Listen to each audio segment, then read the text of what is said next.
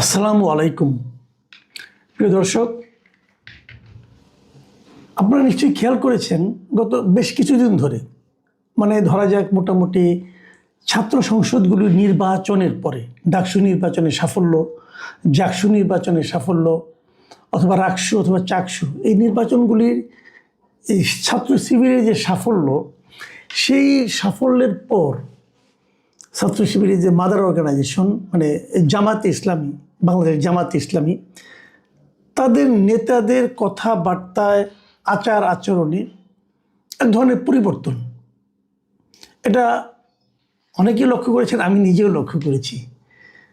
এবং কি যারা নাকি এই ছাত্র সংসদগুলিতে নির্বাচিত হয়েছেন, এই নির্বাচিত ছাত্র প্রতিনিধিদের কথাবার্তা এবং আচার আচরণও আমি এক ধরনের ঔদ্ধত্য কিন্তু খেয়াল করছি। যখন তারা জিতলেন, আমি নিজেও বলেছিলাম যে সারা দেশে জামাত যে রাজনীতি করছে তার প্রতিফলন কিছুটা হলেও এই নির্বাচনগুলোতে পড়েছে। এবং তখন এটাও প্রশ্ন ছিল, তাহলে কি ছাত্র সংসদ নির্বাচনের যে ফলাফল, তার প্রভাব জাতীয় রাজনীতিতে, জামাতের রাজনীতিতে পড়বে? আমি এতে একমত হইনি, আমার মনে হয় সেটা পড়বে না। কিন্তু জামাতের নেতৃবৃন্দ সম্ভবত ধারণা করেছেন পড়বে, এবং সেটা পড়বে মনে করে তাহলে এইগুলোতে তারা নিরঙ্কুশভাবে ভূমিধস বিজয় হয়েছে, তাহলে কি সারা দেশে জাতীয় নির্বাচনে জামাতের এরকম ভূমিধস বিজয় হবে? এই প্রশ্নটা সাধারণ মানুষ অনেকভাবে বিশ্লেষণ করেছেন, কিন্তু জামাতের নেতারা কিন্তু বিশ্বাস করেছেন বলে আমার ধারণা। তাদের আচার আচরণ, কথাবার্তায় অনেকের, সবার কথা বলছি না, অনেকের মধ্যে সেরকম দেখা গেছে।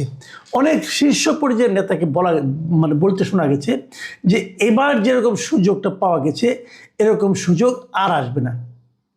একজনের কথা বলি, যাকে নিয়ে এই মুহূর্তে গত একদিন ধরে প্রবল আলোচনা হচ্ছে সব জায়গায়, সেটা হলো চট্টগ্রামের জামায়াতের খুবই গুরুত্বপূর্ণ একজন নেতা মিস্টার শাহজাহান চৌধুরী। তিনি একটা কথা বলেছেন কিন্তু, যে সুযোগ এসেছে তা আর আসবে না। এর অর্থটা কি? এবার তারা যে সুযোগটা পেয়েছেন, এবার সাধারণ মানুষের মধ্যে যে চিন্তাটা কাজ করছে এরকম আর আসবে না। এটা কথা সত্য। এই কারণে আমরা গত অনেকগুলি বছর স্বাধীনতার পর থেকে আমরা দেখে আসছি, যখন থেকে বিএনপির জন্ম হয়েছে তখন থেকে দেখে আসছি যে বাংলাদেশের রাজনীতি প্রধানত ঘুরপাক খায় এই দুটো দলের মধ্যে, বিএনপি এবং আওয়ামী লীগ। কিছুদিন জাতীয় পার্টি ছিল, অল্প কিছুদিন, তারপরে জাতীয় পার্টি হারিয়ে গেছে, বিএনপি এবং আওয়ামী লীগ। এবার নানা ক্যারিকাচারের মাধ্যমে আওয়ামী লীগকে নির্বাচনের বাইরে রাখা সম্ভব হয়েছে, এবং আমি মনে করি এই ক্যারিকাচারের পেছনে জামাতের ভূমিকা সবচেয়ে বেশি। এবং আমি এটাকে খুব জামাতের দিক থেকে অন্যায় মনে করবো তাও করি না, কারণ জামাতের পলিটিক্স এরকম। জামাত চেয়েছে প্রধান দুইটার একটা করে আমি সরিয়ে দিতে পারি, তাহলে আমি প্রধানদের মধ্যে একজন হয়ে যাব। জামাত এই টেকনিকে অগ্রসর হয়েছে। হয়তো সে কারণেই এই শাহজাহান চৌধুরী বলেছেন যে সুযোগ এসেছে তা আর আসবে না। এই জায়গাটাতে আমি শাহজাহান চৌধুরীর বক্তব্যটাকে একটু সমালোচনা করতে চাই। তার আসবে না কেন? আগামীবার আরও ভালোভাবে আসতে পারে। আপনি যদি ভালোভাবে কাজ করেন আগামীবার আরও ভালোভাবে আসবে। কিন্তু আপনি যদি মনে করেন যে ছলে বলে কৌশলে একবার কেবল ক্ষমতায় যেতে পারলে আর কাউকে আমরা আশেপাশে আসতেই দেব না, এমন কাজকর্ম করব যে আর ভোটের জন্য জনগণের কাছে যেতে হবে না, তাহলে আপনি এটা বলতে পারেন যে আর সুযোগ আসবে না। কিন্তু না আসার তো কোনো কারণ নেই। কিন্তু এটা নিয়ে নয়, শাহজাহান চৌধুরীর যে কথা নিয়ে আলোচনা হচ্ছে বেশি, সেটা হলো উনি বলার চেষ্টা করেছেন যে এই নির্বাচনে প্রশাসন ওনাদের কথায় উঠবে এবং বসবে। আমি আপনাদেরকে ওনার কিছু বক্তব্য বরং আমি পড়ে শোনাই। উনি বলেছেন যে নির্বাচন শুধু জনগণ দিয়ে নয়, যার যার নির্বাচনী এলাকায় প্রশাসনের যারা আছেন তাদের সবাইকে আমাদের আন্ডারে নিয়ে আসতে হবে। আমাদের কথায় উঠবে, আমাদের কথায় বসবে, আমাদের কথায় গ্রেপ্তার করবে, আমাদের কথায় মামলা করবে। ভয়ঙ্কর কথা কিন্তু। একটা রাজনৈতিক দলের নেতা, সেটা সরকারি দলও নয়, এবং তারা বলে থাকে তারা সৎ লোকের শাসন কায়েম করবে, তারা বলে থাকে তারা জনগণের অধিকার দেবে, এরকম একটা আদর্শের কথা যারা প্রচার করে, সেই দলের একজন শীর্ষ পর্যায়ের নেতা যিনি এবার এমপি ক্যান্ডিডেট হয়েছেন, তিনি বলছেন যে নির্বাচন শুধু জনগণ দিয়ে হয় না, এর মধ্যে প্রশাসনের একটা ভূমিকা আছে। এই জন্যই প্রশাসনকে আমাদের আন্ডারে নিয়ে আসতে হবে এবং আমাদের কথা তারা উঠবে, তারা বসবে, আমাদের কথায় কাউকে বলবো ওকে গ্রেপ্তার করো, তাকে গ্রেপ্তার করবে, আমরা বলবো ওকে মামলা করো, ওর বিরুদ্ধে মামলা করবে। কি ভয়ঙ্কর কথা! শেখ হাসিনা তো এইভাবে দেশ চালাতে শেষ দিকে। এটা শাহজাহান চৌধুরী বলছেন, বলার আগে তো ভাবতে হয়েছে ওনাকে। আমি বলছি যে উনি ভাবলেন কীভাবে এই ধরনের কথা? এই ধরনের কথা যার চিন্তায় আসতে পারে, যার ভাবনায় আসতে পারে, তার চেয়ে বড় স্বৈরাচার আর কে হতে পারে? তো জামাতকে আসলে তাহলে তাদের যে চেহারাটা আমরা দেখি, এটা কি বাইরের চেহারা? ভেতরে কি তারা সবাই শাহজাহান চৌধুরী? এটা কিন্তু গুরুত্বপূর্ণ প্রশ্ন। আমি জানি না জামাত এটাকে কি উত্তর দিবেন, এবং জামাত একটা উত্তর দিয়েছেন, কিন্তু তার আগে এই ঘটনার প্রেক্ষিতে বিএনপি কি বলেছে সেটা শুনুন। বিএনপি কিন্তু বলেছে যে চট্টগ্রাম মহানগরী বিএনপি সদস্য সচিব নাজিবুর রহমান, ঘটনা তো চট্টগ্রামে ঘটেছে, বলেছে শাহজাহান চৌধুরীর বক্তব্যে প্রমাণ হয় জামায়াত নতুন করে একটা ফ্যাসিবাদ প্রতিষ্ঠা করতে চায়। তার বক্তব্যে স্পষ্ট যে আসন্ন নির্বাচন অবাধ ও সুষ্ঠু হবে না, এমন বক্তব্যের জন্য আমরা তাকে গ্রেপ্তারের দাবি জানাচ্ছি। এটা হলো বিএনপির বক্তব্য। চট্টগ্রামের শাহজাহান চৌধুরী কিন্তু কোনো হেলাফেলা করার মতো নেতা নয়। উনি এবং ওই যে বিএনপির একসময় আগের বিএনপি, এখন তো এলডিপি আর কি, যে কর্নেল অলি আহমেদ, এটা কিন্তু একই আসনের। এবং অলি আহমেদের কাছে বিএনপি যখন ক্ষমতায়, অলি আহমেদ যখন বিশাল নেতা, একসঙ্গে দুটো আসনে দাঁড়াতেন উনি বিএনপির হয়ে, তার একটা আসন কিন্তু ওনার কাছ থেকে এই শাহজাহান চৌধুরী ছিনিয়ে নিয়েছিলেন ভোটের মাধ্যমে। কাজে শাহজাহান চৌধুরী কিন্তু বড় নেতা। আমি তো মনে করি যে অলি আহমেদের রাজনৈতিক ক্যারিয়ারটাই সে শেষ করে দিচ্ছে এই এক ভদ্রলোক। তো সেই শাহজাহান চৌধুরীর মতো লোক, এখন অবশ্য ওনার বয়স হয়েছে, কিন্তু তারপরে যে বক্তব্য দেখলাম ওনার বয়স্ক অবস্থায়, বয়স বোঝা যায়, কিন্তু উনি যে সিংহের মতো গর্জন করছিলেন, যে কথাগুলো উচ্চারণ করছিলেন, এগুলি ভাই আমাদের মতো সাধারণ মানুষ চিন্তাও করতে পারে না। উনি সেগুলি বলেছিলেন। এবং এই বক্তব্যটাকে আপনি কিভাবে নেবেন বলেন? জামাত অবশ্য নানাভাবে এটাকে একটা ব্যাখ্যা দেওয়ার চেষ্টা করছে। যেমন জামাতের যে কেন্দ্রীয় সহকারী সেক্রেটারি জেনারেল এবং চট্টগ্রাম অঞ্চলের যিনি পরিচালক মোহাম্মদ শাহজাহান, তিনি বলেছেন যে বক্তব্যটি আমরা দেখেছি, এটা একান্তই ওনার বক্তব্য, এটার ব্যাখ্যা উনি ভালো দিতে পারবেন। তার এই বক্তব্য জামাত সমর্থন করে না। আমরা তাৎক্ষণিকভাবে তার দৃষ্টি আকর্ষণ করেছি। এই ঘটনায় আমরা অভ্যন্তরীণভাবেও আমাদের মতো ব্যবস্থা নিচ্ছি।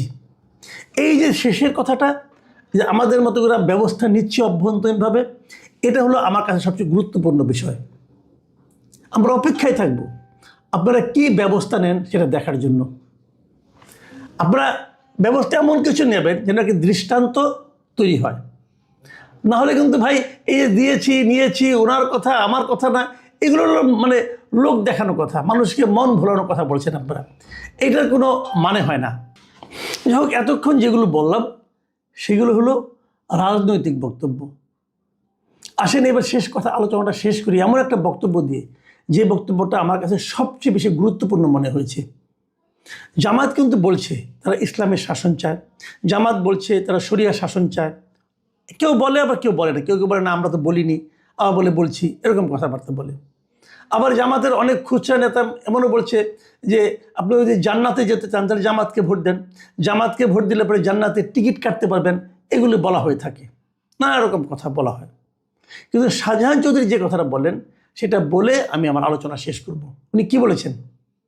আমি ওনার ভিডিও দেখেছি, শুনেছি, আমার একটা সন্দেহ হচ্ছিল এই কথা উনি বলতে পারেন কীভাবে, কিন্তু আমি ভিডিওতে সেটা কনফার্ম করলাম। উনি বলেছেন যে আল্লাহ তাআলা সিদ্ধান্ত নিয়েছেন জামায়াতে ইসলামীকে ক্ষমতায় নেবেন। এই কথাটা শাহজাহান চৌধুরী কী করে বলেন? ওনার মতো একজন, ওনার লেবাসে, ওনার চেহারায় সব দিকে তো মনে হচ্ছে উনি খুব একজন ধার্মিক মানুষ, আল্লাহওয়ালা মানুষ। তো উনি কী করে এই কথাটা বললেন? আল্লাহ কি সিদ্ধান্ত নিয়েছেন আপনি শাহজাহান চৌধুরী কী করে জানলেন? কিভাবে ভাই বুঝান তো আপনি আমারে। আপনি বলতে পারেন যে আল্লাহ সিদ্ধান্ত নিয়েছেন? ঠিক আছে, আমি ধরে নিলাম আপনি জানেন, আপনি এতই আপনি মানে কামেল লোক যে আপনার সঙ্গে একটা যোগাযোগ আছে, আল্লাহ আপনাকে বলেছেন অথবা শুনেছেন অথবা ভেবেছেন, হতে পারে। ধরা যাক কথার কথা জামাত ক্ষমতায় গেল না, তাহলে যারা আপনার এই কথাগুলো শুনলো তারা কি মনে করলো? যারা বিশ্বাস করলো তারা কি ভাবলো? তখন তো তারা ভাববে আপনি বলেছেন আল্লাহ সিদ্ধান্ত নিয়েছে জামাতকে ক্ষমতায় নেবে, জামাত তো ক্ষমতায় গেল না, তাহলে আল্লাহর সিদ্ধান্তে কোনো কাজ হয় না? আপনার আল্লাহকে নিয়ে কোথায় ঠেকাই দিলেন রে ভাই? এটা কোনো সেন্সিবল কথা আপনি বলেছেন? অথবা যদি আল্লাহর প্রতি সন্দেহ নাও করে, ওটা করা উচিত হবে না, ওটা একদম ভয়ঙ্কর অন্যায় হবে, কবিরা গুনাহ হবে।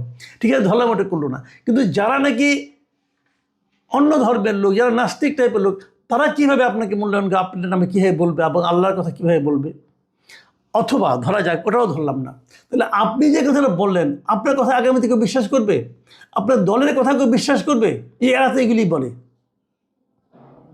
তো কথা বলার সময় খেয়াল রাখবেন না। কেউ কেউ হয়তো বলবেন যে ওনার বয়স হয়েছে এবং হয়তো এই কারণে ওনার মানে স্থিরতা নাই, অথবা ওনার মানে আপনার ওই আগের মতো গুছিয়ে কথা বলতে পারেন না, ভাবনাগুলো ওইভাবে প্রকাশ করতে পারেন না বয়সজনিত কারণে। এটা বলতে পারেন, এটা ভালো যুক্তি। যদি সেই যুক্তি হয় তাহলে তো ওনাকে আপনার প্রার্থী করা ঠিক হয় নাই। এরকম এলোমেলো লোককে আপনার প্রার্থী করবেন কেন? এই প্রশ্নের কী জবাব দেবেন?